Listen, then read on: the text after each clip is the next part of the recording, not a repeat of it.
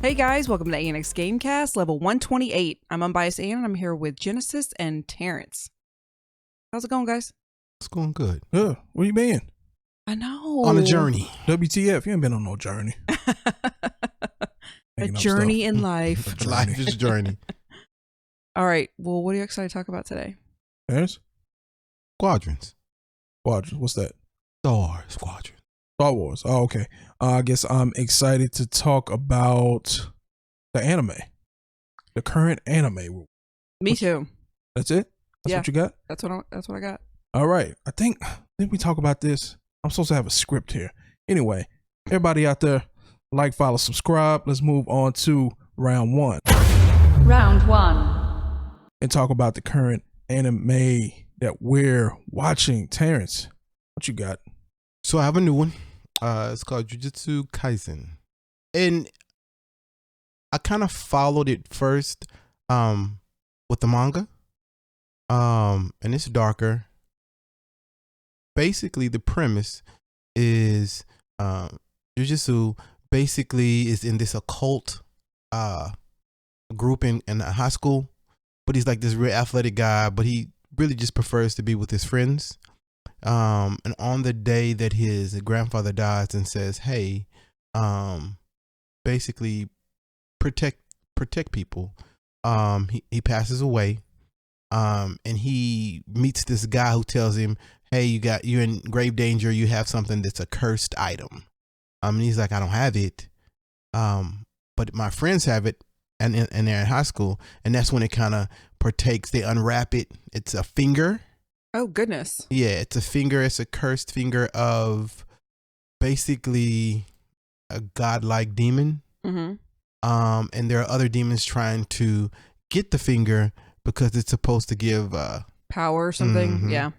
And so basically, while he saves his friends, because he's not afraid to die, and then he eats the finger. Ew, this kid in high school? The kid in high school. Once he eats the finger, it gives him all of this power, but it also lets a demon inhabit him. Yeah. And that's He kind of sold his soul to the devil, basically. Pretty much, but he has more control over the demon. Okay. Than most. But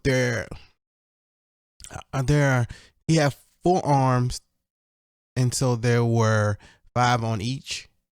And they're trying to basically find all of the fingers. Oh, goodness gracious. So you gonna eat all the fingers? Like potato chips? And then they'll kill Ruffles? Can't just eat one. Once he eats all the fingers, they have told him basically he will be executed. Because they want to. But who's gonna execute him if every time he eats a finger, he probably gets more power? Correct. But there was a guy in episode 2 who was. He don't want the smoke. He basically. Jujutsu could not hang with him, speed and power wise. Yeah, but once you get finger number 3 and 4. Well, he has, in episode 2, he got 2 fingers, and he still was two fingers in one episode? Episode 1, he got 1 finger. Episode 2, he had this is accelerating quickly. Yeah. So, we be watching some weird stuff, man. it's actually pretty good. Do they put hot sauce on the finger first, or he just chucks them down? The second finger, he was like, I didn't really take a moment to say how grotesque this was, because in the first episode he was trying to save his friend. So yeah, and now the second episode ended where he's in like this demon hunting training school, and he had to basically kind of tell why he was doing it. In English? It may be. But there's also a manga for it too. So I don't know how to read. So anyway, let's get into the next anime. Infinite Dendrogram. I'm still watching this. I thought about stalling it, but I gave it another go. Didn't you say you watched some of this? I did, and I couldn't really. Look like something you would like. I couldn't with the. Couldn't with the what? With the bear, the talking bear, and I don't think I've seen him in a couple episodes. His brother. Yeah. So, anyway, talking about something progressing quickly. It was like he started off in the game level 0, and then you fighting and helping level 210 characters on quests, and then now all of a sudden you decide, oh, I want to be a paladin, and it was just like, oh, well, you need to do this, this, and this, and it was like, no problem, and it's just like now all of a sudden you're a paladin and like you're ranking up like super fast, and now you got this party and you got all these people following you around. And it's just like, yeah, this is all happening really, really fast. And just like I said, I think you missed it because you don't watch the show. Shame on you. What I said was I can see now why people like Goblin Slayer, because it's one of the better fantasy adventure animes. It's still not good, but it's better than mess like this. So if you're watching, or that's what you're looking for, and you watch something like this and then you watch Goblin Slayer, it's like, okay, Goblin Slayer is better, but still not good, still not a great anime, and neither is this. So I'm gonna try to keep up with it. I'm still coming out with new episodes every Thursday on Funimation channel. So I'm gonna try to just catch up, and hopefully it gets better, but it's getting kind of goofy. Yeah. And I I'm not down with the goofy. But I think it has its fan following, so that's why it's still going. I do like Goofy, and I'm not really feeling this. Well, the only thing that I'm liking about this is just the elements from MMORPGs that's in it. And so, for example, when he saw that party being attacked, and he was like, man, I don't want to jump in, because in an MMO, if you jump in when somebody's getting killed, and you beat the monsters, then you get all of the experience. Correct. Right. So what he did was just stood back and healed them, so then they can finish off the monsters, still get the experience. So I like that kind of stuff, especially from Final Fantasy 11. When I was a red mage, I used to PL people all the time, power level people all the time, and that's what I would do. So those references from MMOs is the only thing that's kind of keeping me going. My main problem with this, outside of the goofy, is that it's not as deep, or it's not cool enough. I'd rather just play an MMO. Correct. Like, I'd rather spend that 30 minutes instead of watching this actually playing an MMO, because it would just be a better experience than watching this. But again, I'm gonna keep going. I'm gonna keep trying. We'll see. Okay. What else we got? The Millionaire Detective. Yes. Balance Unlimited. Yes. So what you got? After episode 1 and 2, I was about to give up on this. Mm-hmm. I really was just like, I'm not really feeling this. I thought episode 1, it wasn't that great, but I was like, okay, let's see where this goes. And then episode 2, I just felt like they got into more detective work, which was fine, but there was something about it that I was just not connecting with. I was like, I just don't really like this show. So anyway, 3 and 4 were way better. Yeah. So I'm really glad that we stuck with it.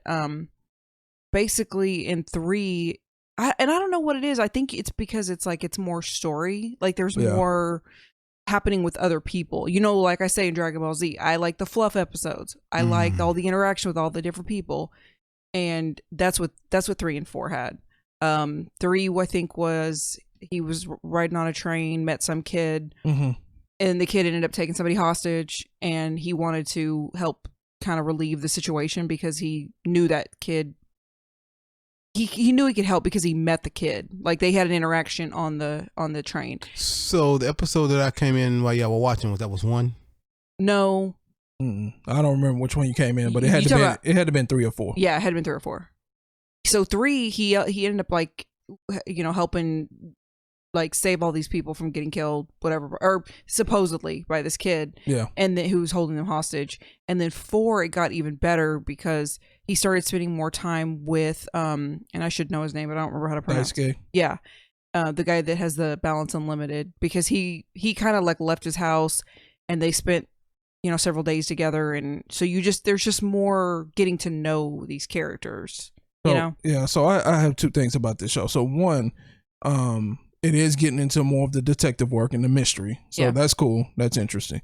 It will give you a clue early on in the episode on what's going to happen later and how what the actual problem is. Yeah. Right. They give you a clue. So if you're paying attention, you can figure it out. So that's cool. I get it. It has to have something unique, but the way that Daisuke solves these mysteries and saves the day is just so ridiculous. Yeah, I agree. And I'm just like, Dude, I guess I'd rather just them had took a more serious tone and kind of went that way. But I mean, it's just the most ridiculous ways you can ever think of like saving the day. Yeah, because the one I watched, they shot a smoke grenade at the top of a building. Yeah, but that's not how he saved the day. That's just how they got on the train to sneak past. No, that was on top of the building when they were trying to get. They got the cell phone from the guy. Oh, okay. So that was episode 2. Yeah, when they ran to the top of the. Remember that they ran to the top of the building, and then the thing came down, and all the smoke was the gas. like, okay. yeah. So that was episode 2. And then he shot the smoke grenade, and he said unlimited.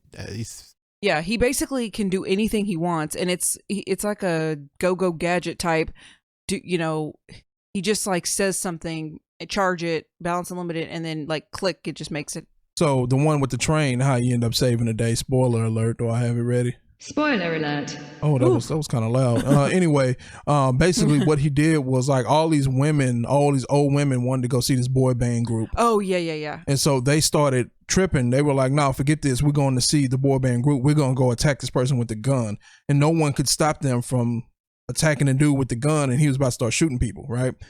So Daisuke called in and basically purchased the boy band group to come show up on the side of the building where the train was stopped to make them happy to start performing. And then so all the women stopped with the dude with the gun and started looking out the window. That allowed the cops to come in and finish apprehending the guy with the gun. Okay, it's just so ridiculous. It is ridiculous. The endings are over the top. It is. It's that 10% of the show where he does that. That's so ridiculous, and I'm just like, I don't want to watch this no more. But the rest of it is getting better. Right, because no matter how much money you have, you can't literally snap a finger and make a band appear. Well, they flew him in with a helicopter. So they went with the helicopter. They said, I'm assuming they didn't show all this. I'm assuming somebody said, I'll give you $1 million if you get on this helicopter with us and stand on this scaffold and start singing. Right, but it happened so fast. Did they tell where his money comes from? Not yet. For him to have the money to basically do whatever he wants. Yeah, not yet. And basically in the bottom of his house, he has the workshop where he can build anything. Well, he doesn't, but the chick who... Yeah. They should call it like the billionaire detective, because Millionaire, I don't know, he spends money like it's nothing. Yeah. But anyway, so I'm digging it right now. I hope it continues. Okay. So same thing, new episodes for Thursday. you on Funimation channel every Thursday. Y'all ready to get in the round 2? Let's do it. Round 2. PlayStation VR. What is this? It's supposed to be our conversation round. Why is PSVR on here? What is this? What happened? Well, I don't know. What happened? Well, it's the game we're talking about also has functionality for VR. Oh, okay. So basically you can play it either way. You can either play it as standalone, or you can put on all the peripherals and be enclosed, play it, or sitting in an actual TIE fighter. Okay.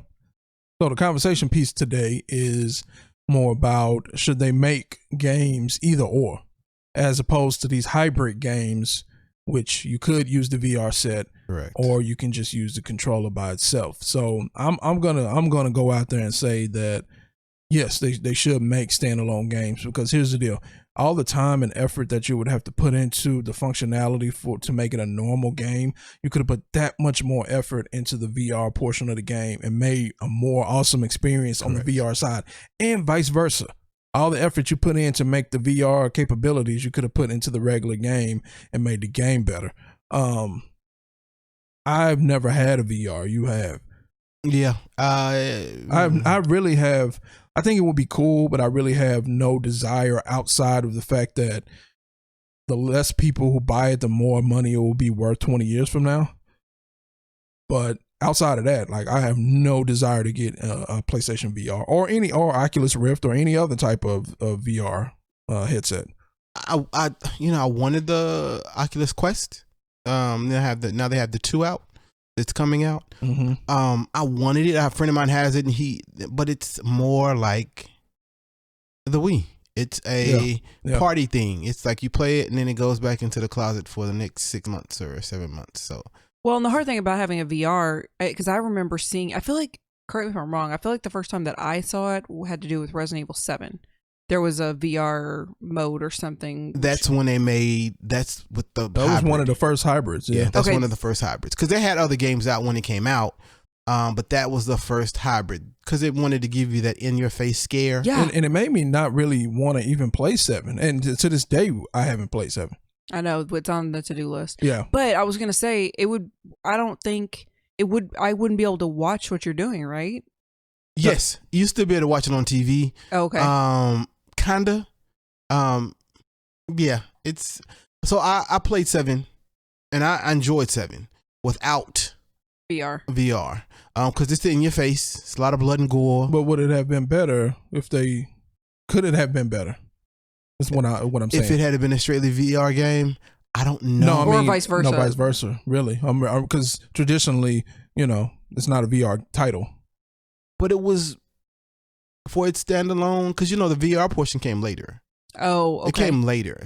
So it was standalone. They added and made it hybrid later. But I'm assuming that they made it later because it just wasn't ready yet. So I guess what I'm asking is, since I never played 7, could it have been better? Was it a 10 overall? Was it like a perfect game? And my thing is, if it could have been better, any effort you put on the VR side, you could have just been fixing, or money even. Yeah, money and effort. Yeah. It was an 8. The game itself was an 8. So I feel like they should have kept the VR out then and made it a 10. Yeah. Because the other games they put out, which were remakes, to me, were way closer to a 10 than an 8. Resident Evil 2 and 3. Yeah, those were way closer to a 10. And guess what? There was no VR mode. No, but the thing about Resident Evil, and I think the reason why it would have been okay on a VR headset is most VR headsets or most games you play VR, you're not playing them to be on the system 5 and 6 hours. Mm-hmm. You want to play through, maybe 2 or 3 hours, maybe an hour at the most, because you're immersed. And I don't think I've heard people sit on there and play for 5 and 6 hours. I never did. But if you have the time and that's something you like to do, they tell you when it first came out, play it for 2 or 3 hours, then stop, and take a break. Yeah, because you get disorientated. Mm-hmm. But people, I can do it. They can, but that doesn't help the fact that when you take off, you have to kind of readjust. Yeah. So, we're used to playing Resident Evil with buttons and being able to control things a certain way. I don't know how I would play with the wands. Mm-hmm. Well, what I will say, this particular game that we're reviewing today probably would have been a cool experience, but like you said, the Wii experience, and what I mean by the Wii experience is it's cool. You play it for maybe a week, and then like you never ever play it again unless you have company. Yeah, and everybody wants to say, but COVID, so Yep. So anyway, speaking of the game we're reviewing today, y'all ready for round 3? Yes. Round 3. All right, what do we got? So, Star Wars Squadrons. Mm-hmm. It's a space combat game set in the Star Wars universe, Pew, pew. developed by Motive Studios and published by EA. Yeah. Just released in October. All right, so we got some gameplay footage on the screen. I want to just start off by talking about this particular gameplay footage. I don't remember what happens if I start dying. I don't know, but let's just start off with our scores. How about that? We're just gonna do that. The price point. This game costs $40 new. How much do you think it's worth, Terrence? It's $40. It's not $60 by any means. It's $40. I would say it's like a $30 game, maybe. It's maybe, I'm thinking more 25, but I'm gonna say 30. Well, it just didn't seem like it had a lot to it. It didn't. That was the only thing I noticed. Yeah. Which brings you back to the whole VR. Yeah. Portion. If they would have left all the efforts to the VR, if they would have left all that out and spent that extra whatever money, time, effort, whatever, putting it into the online mode or whatever, it could have been a better game. So what's first on the list? Graphics. The graphics weren't bad. Yeah. I mean, let's not act like they. Now, the graphics look like the graphics for a $60 title. I mean, they were good graphics, like especially in the beginning. This didn't look like a $40 graphic title. No. So yeah, the graphics and the effects and all that kind of good stuff were dope. It definitely gives you the Star Wars feeling. Correct. And I was pleased with that. So I don't know if EA. I'm trying to figure out where this game came from. So did EA get involved and like take models and stuff from another game, blah blah blah, and put that into this and made a little quick game to release for $40? I don't really know where this game came from. But like I said, you can see it right here on the screen. Graphics are dope. Yeah, it was polished. Yep. It was definitely polished. I really feel like this came out of the mixture of not Squadrons, but the Fallen Order? Battlefront 1 and 2. Okay.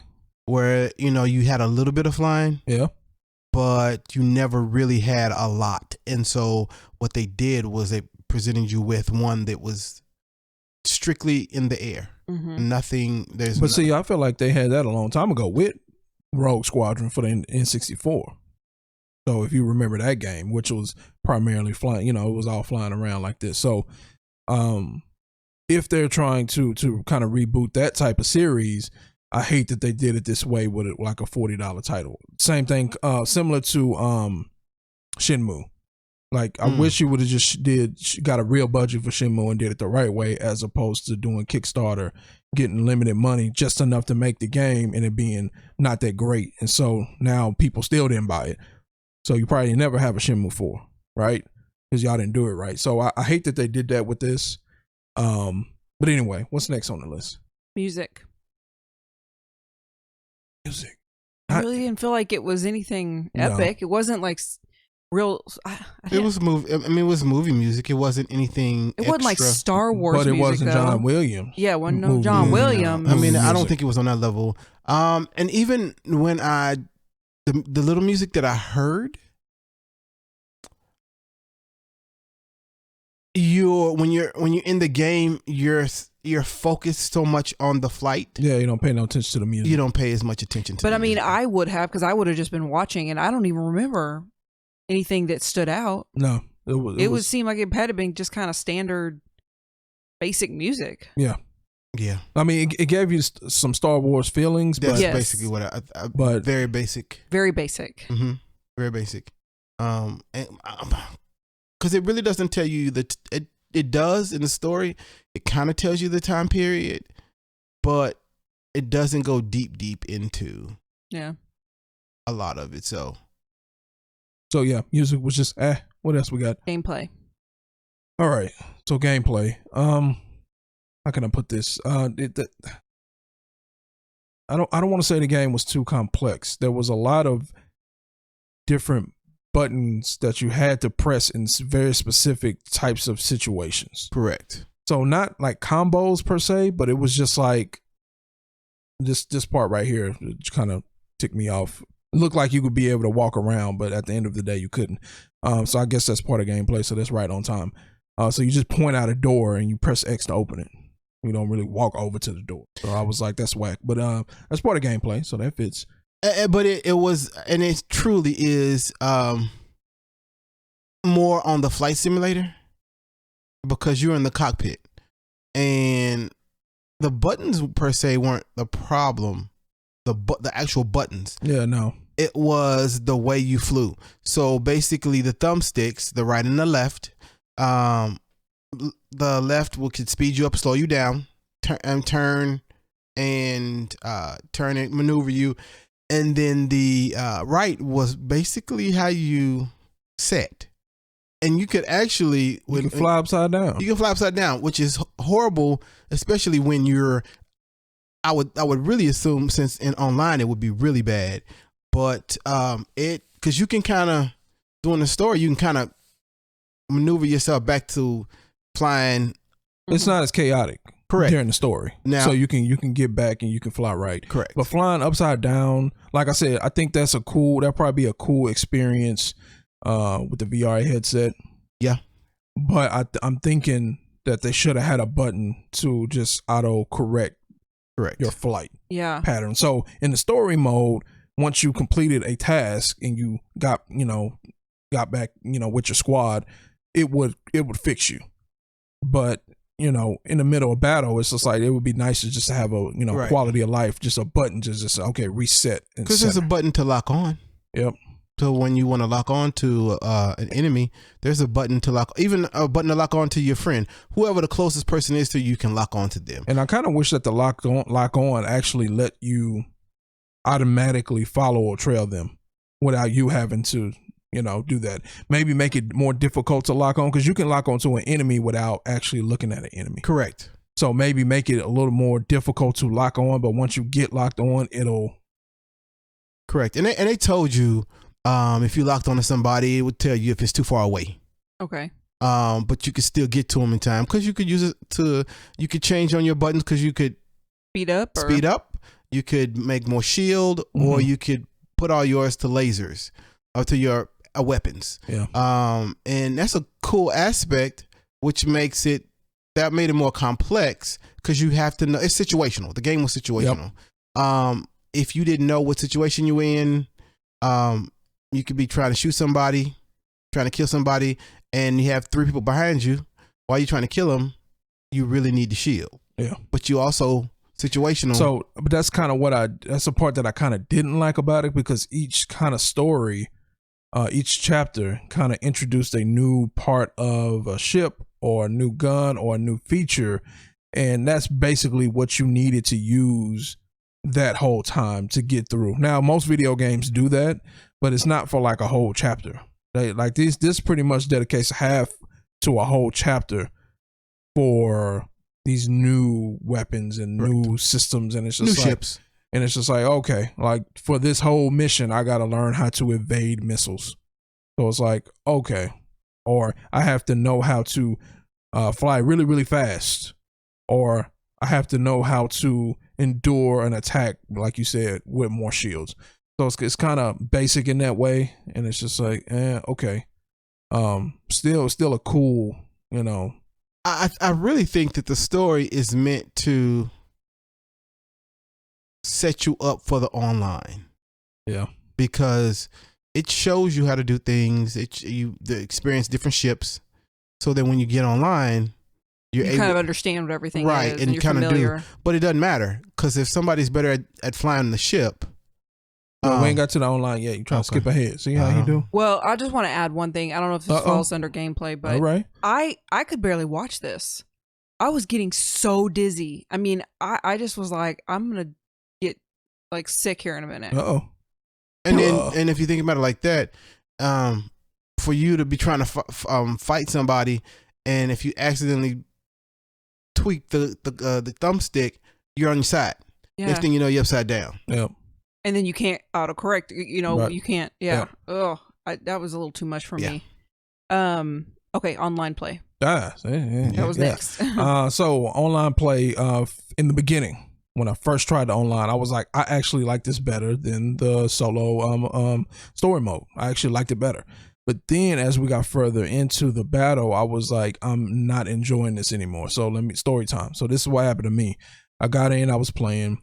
I was like, okay, I'm trying to, feel my way around this. Somebody from my team quit. Yep. Oh, yeah. And then all hell broke loose after that. So in the beginning, it was pretty much like I was fighting you and you was fighting that person. It was pretty much 1-on-1. Once that person quit, it became 2-on-1. Now, what happens is once you die, you have to wait 15 seconds to respawn. So what's happening in that 15 seconds? It was 2-on-1 on me because one of my persons quit. Now it's 3-on-1 on you. Correct. Because you got your regular person you was fighting, plus the person who quit, his enemy, plus my enemy because I'm dead. So now 3-on-1 on you, you don't have a chance. So then you die. And then now once you die, then I finally come back in and it's the same thing, 3-on-1 or sometimes 4-on-1, which I did encounter online. So it's very, on that note, it's very Star Wars like. Mm-hmm. You know, when they would go through the squadrons and one person shot off and then he's all in blaze and whatever. So it's very Star Wars like. Mm-hmm. But the 15 seconds is a long time. That's a long time. Man. It's a long time, and you can like I saw yours where you've been killed like a couple times, but your team they had died way more. Yeah, it got to the point where I was respawning and I saw no teammates. Correct. That's what it got to the point of. And that's the other thing.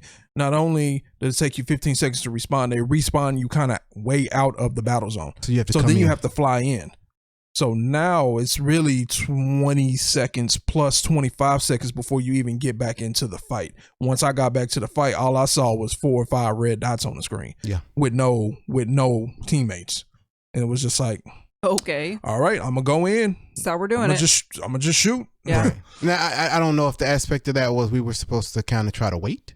Probably. Till your people come in, but at the same point, it's still time. It's still time based. Yeah, I think. Well, I don't think it was time based, was it? Was it? There might have been a time limit, but it looks like it was the first to 30 kills. Oh, okay. Yeah, maybe if you had 4 people, 5 people on with headsets on, talking to each other, you could plan out attacks and plan out, what you want to do. We see Unbiased Ann over there. She got 10 kills right now. Let's send Terrence and Genesis after her. And double team, kill her, get her out of there, and then let's regroup and reset, and then maybe even reset after we wipe the enemy out. Because when you were playing, I heard somebody's mic drop. Mm-hmm. So somebody had a mic on, and somebody probably had the intentions on trying to make this truly team based, but that was only one person. Mm-hmm. Yeah. So and so I don't know. At the end of the day, it was still just lacking.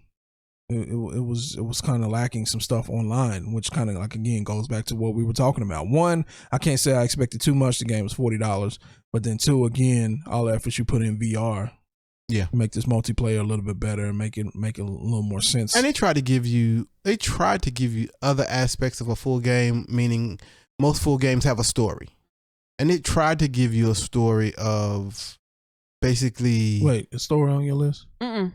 Oh, special mode was last. Oh, you need to put story on your list. Oh, okay. Yeah, and then let's go ahead and do the story while she's putting the story on the list. You have the choice, and I did that. You have character design, so you can they give you a couple of ways to develop your character and the look. Mm-hmm. For who's going to be on this team. So now you don't jump from story to special modes. That's not a special mode. That's the beginning. But if you go to the main screen, you can go off and customize ships. You can customize colors. You can customize weapons. But just the starting of the game, it gives you that option too. So that's just the beginning. Well, they only give you the option to pick a character model. That's it. Right. So but you can't customize them really though. Skin tones, skin tones. I mean, like it was very basic. Yeah, it's a character that you don't ever see. Only on the screen, but which is weird because they give you the option to choose a voice.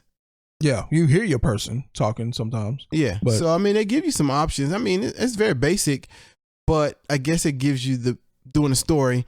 You do have a chance to look at your character a little bit, so it gives you the ability to see who your character is. Yeah, there was one screen, I don't know if it was like paused or something, but it showed like your ship, and it showed your character like standing in front of it. Remember in his like orange little jumpsuit? Yeah, I think I was in the customized screen.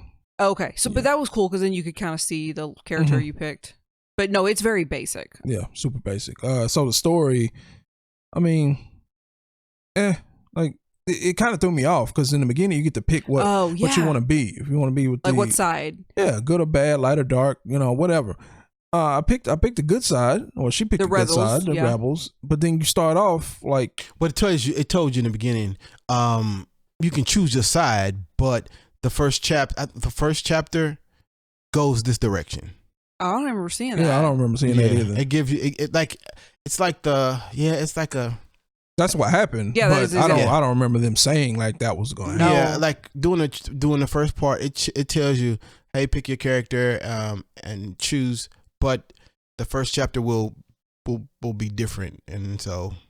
Well, that's what happened. Yeah, we were both like, wait, I was like, what? Did I press I thought I pressed the wrong button at first. Yeah. Which kind of leads you to understanding if you chose, like you said, the light side, that's the direction it went into. Mm-hmm. Yeah, but it's just that first mission started you off in a Like on a Death Star. in a TIE fighter. Yeah. So it was just like, okay, whatever. Well, I'm just gonna do this. I'm gonna just get to shooting. So anyway, the story really wasn't that great. It wasn't that in depth. It's basically about a defector from the dark side. At least the story I chose, a defector from the dark side going to joining the rebels, and that's kind of goes on that path. We kind of quickly talked about special features. Like I said, there is a point in the game where you can go customize your ship, change the colors, change the weapons, get stronger weapons, or just different types of weapons based off your playstyle. So that part is. So how do you get the money for that? I don't know. Probably just keep playing online and winning money and winning battles that way. But it didn't have microtransactions. I didn't see. I didn't see microtransactions, but I would assume at some point you could buy. And Well, no, I'm gonna take that back because I don't think it would necessarily be fair that I can upgrade my weapons just by spending money. I can see the colors. I can see being able to change colors by spending money. That's okay, whatever. You don't get an advantage from that. But as we've talked before, EA is notorious for microtransactions. Notorious. No, I think all video games nowadays are notorious for microtransactions. But EA had a lot of backlash, especially They started off early on it. especially with the Battlefront 1 and 2, especially 2. A lot of microtransactions. You could go in and basically do what you wanted to do, depending on how much money you spent. But what's wrong with that though? I guess you don't have to do that, but you can. The option is there. That was another thing. I think Devil May Cry didn't it have microtransactions? Yeah, it did. Oh, really? Yeah, I believe it was Devil May Cry. And What's it's the like, newest one? Yeah. Okay. And it was just like I was surprised that it was even there. Like when I finally saw it, I was like, oh. So I guess if you get stuck somewhere, you can go pay $5, power up your character, and go. But the option is there, but you don't have to do it. So it is what it is. Now, if it's just a full game built around microtransactions only, then it's like, okay, I kind of got a problem with that. But kind of like NBA 2K, like that's hardcore microtransactions. Hardcore. Or you just gonna sit there and grind. When you got a game that takes an hour to play just to get a couple of coins that really doesn't help you, but you can go spend $50 real quick and level up your character 2 or 3 levels. But what you can't do on that is you can't go spend a ton of money, get up to a high level, and still expect to perform well, right? I feel like we saw that there's still stuff you have to grind on to. Like, I was beating people 10 levels higher than me. Yeah, because you could tell they just went and spent a bunch of money. Yeah, you can go spend all your mama's money all you want to, but if you don't know how to play the game, I'm still gonna. Yeah, I did like that. But anyway, Star Wars. So let me get my last thoughts right here on Star Wars. If I think this game is specifically for super hardcore Star Wars fans. If you were not a hardcore Star Wars fan and you don't want to see what it's like inside the cockpit, in the pit and doing all this other flying and the pew pew and light, all that, don't get this game. I'm just being honest. Like if you're just a regular old gamer and you're just like, oh, I want to try out a new game, this is not the one. Like for real. But if you're a hardcore Star Wars fan, you will, and I think you will enjoy this a lot. Unless you get like dizzy easily. Yeah, because there's a lot of tricks you can do with the ship. I've seen people, even when he was playing, that they would because you can speed up as much as you want, or you can grind to a halt. Mm-hmm. And if somebody's flying past you or trying to keep up with you, it's easy to get behind. Yeah. So discombobulated. Yeah, and then if you grind to a halt, they'll fly past you. So it's very. I guess the one thing I was trying to do that I didn't like, I wasn't able to do, is there are specific ways for you to dodge missiles. You can dodge them, or you can put out this thing around your ship that kind of disintegrates the missile that's locked onto you. I was trying to weave in and out of debris, hoping that the missile would just hit, and it wouldn't. So I was like, because that's how they do it in the movie. Yeah, they move in and out. Yeah. So I was like, that part's kind of lame. But the best thing this has going for it is the good graphics and the super accurate character models, especially for the ships. Mm-hmm. Yeah. And the voiceovers are really good. Mm-hmm. So there are certain parts, like right now, if you're looking, someone's speaking, but it's just us. I'm just not doing anything. So, you spend a lot of time not doing anything on this game, and then all of a sudden You're just thrown into battle, and it's just like, oh, go kill 15 people. It's just like, okay, it's very Star Wars like. Yeah. Well, So- and the load time seemed really long. Remember when you were doing something? I'm like, it's still loading. yeah, It took a long time. yeah. No? long No. load screens. Yeah. It's long little screens. Yeah. I mean, I don't know if that's PS4 or power to the system or what, but it did take a little while for it to load up. Yeah. It felt like an Now, you're unusually not- long amount of time. Now you're not playing anybody, and it's not like while it's loading, you're getting killed. Right. It's not affecting anything. It just, But it's just taking a while. yeah, it Yeah. felt unusually long. I wonder if that's like a thing that they put into games, more time and effort, more money, more resources to do something in the game that makes it load faster. Yeah. That this $40 game just doesn't have. So again, Terrence has it at 40. I got it at 30. He didn't price it, but Nah. he was like 0. I didn't like it. I didn't really like it. Yeah. And most of it though was because I got too dizzy. I just couldn't watch it. It's just my personal issue. But you know, Yeah, it's like what But like it shows you right now. You're getting shot. Your shield is going out.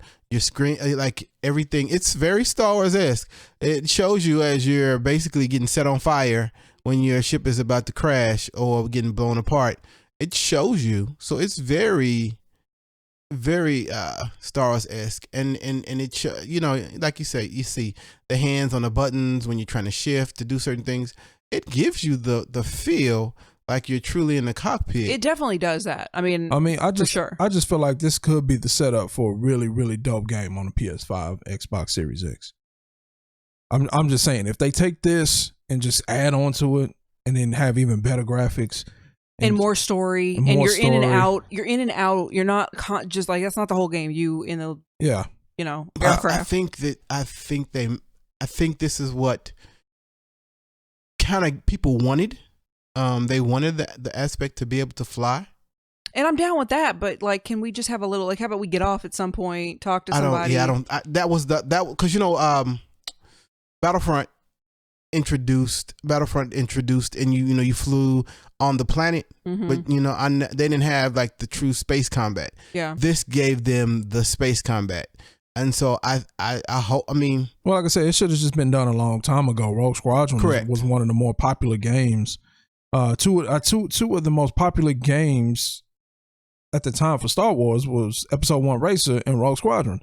And it's just like, just nothing for 15 years, 20 years. It was just like nothing. So it was just like, that was just very, very strange. Yeah. Yeah, I'm not saying we got nothing great from Star Wars. We got Knights of the Old Republic. We got the old Battlefront, which was dope. But it's like, as far as the genre of, like you said, flying and racing, it was just, we got nothing. and it's really easy to fly into another ship, one of the bigger ships, because of some of the fly mechanics, especially if you're going too fast. If you have your speed up all the way, Mhm. it is really easy to fly into the back of. And they even say it in the first chapter. These ships, the heat that they're putting out can basically destroy your ship. Yeah. Yeah, so if you fly too close to the exhaust of the larger ships, it'll do damage to you. So anyway, what you got? You about to say something? I saw. Oh, I just think this. I think I would have liked this if there was just more to it. Like I said, I do think the flying aspect is really cool. I just wish they had more of a story, $40 game. like Star Wars the movie, when you're on and off. You know, you get off, you kind of talk to everybody, and you know, there's like a story to it, and then you're like, okay, let's go, and everybody gets in the air and goes. Like that just would have been better. But you know, most Star Wars pilots don't say much anyway. They die. They either most fly or they die. die. Yeah. So in that aspect, it's pretty true to form. Because most of the pilots, except for The lead characters. Yeah, survive. Yeah, they all die. flew. They had minimal talking right before, and you meant, oh, that's a famous star. Oh, he about to die. That's just kind of how it was. So don't get me wrong. I mean, I understand what you're trying to get. I just have never seen Star Wars put that much effort into. Yeah, I get that. It's almost like Star Wars, not Star Wars, like, then this is random. When we watch Star Trek, well, I'm old. So when I watch Star Trek, yeah, I'm old. Star Trek in the beginning, they had colored shirts. You had That's racial. the yellow, the red, and the blue. Yeah. Most of the time, most of the reds were going to die. The blues would last a little bit longer, and James, that kind of mustard yellow, they lasted longer. But that's kind of how I feel about the pilots. They are like, but the story doesn't necessarily have to be like all about the pilots. Like all we were doing was what are we fighting for? We're just flying through space, and somebody got killed. We scan the debris, and then we go fly off and try to chase somebody down. It's just like there could have been something else to it. Well, I mean, they said when they had the mission, they said that they were trying to do something. In order to, the only thing that I can say is this: it didn't really talk about the time period of when, but throughout all the Star Wars we watched, we haven't really seen a lot of new ships, and most of the ships that they shown in here have been throughout the. Yeah. Well, and let me clarify my statement. I'm not saying I would have expected all of that with a $40 game. Right. I'm saying like it would have been cooler though if it was more expensive and there was more to it. Yeah. This is nothing to this. Like I would never ever probably ever play this again. Yeah. I can't watch you play it anyway. So. I don't know if I'll play it online, but I may play a little bit more. I just felt like there are a lot of challenges. And who knows, they may work on those challenges, but don't matter. It's too late. This game came out too late. By the time they work on and put out an update, PS5 would be out. I ain't about to be coming back to this trying to play this. Make it miss me with all that. And I thought I read they're not adding to this. Like there's not going to be like DLC or anything. Like no. Just bug fixes. Okay. This mechanical bug fixes. Yeah. Not so much like I'm pretty sure it's pretty standalone. Yeah. They're not. $40 game, you're not gonna get much more. No. This is it. Yeah, like I said, this would have had to come out like 6, 7, 8 months ago for them to try to put out DLC for Correct. it. Yeah. Now, like I said, it's too close to PS5, Xbox Series X. It's not worth it. No, I'd like to see what the power of those two systems can do for this. As far as how it looks. Well, like I said, if it's a Star Wars Squadrons 2 that they're leading up to, I'm down with that. As far as this game, I'm good. I had enough. Anyway, y'all ready to wrap up the show? Yeah. Let's see what we got here. Oh, just the screen there. Nothing fancy. Just the screen again, but you can see all of us. Anyway, like I said, what are we supposed to do? Social media thing? Could I go ahead and do it? Go for it. Follow us at ANX Gamecast on all social media outlets and wherever you get your favorite podcasts. Speaking of your favorite podcast, this one is on YouTube under AVersion TV. Make sure to like, come to tracks. Make sure you subscribe and hit the notification bell so you can get all of the updates. That's it for today, guys. Thanks for listening to ANX Gamecast. If you enjoyed the show, please make sure you like, subscribe, and hit the notification bell so you'll be the first to know when we release new episodes. See you next week. Do, do, do, do, do.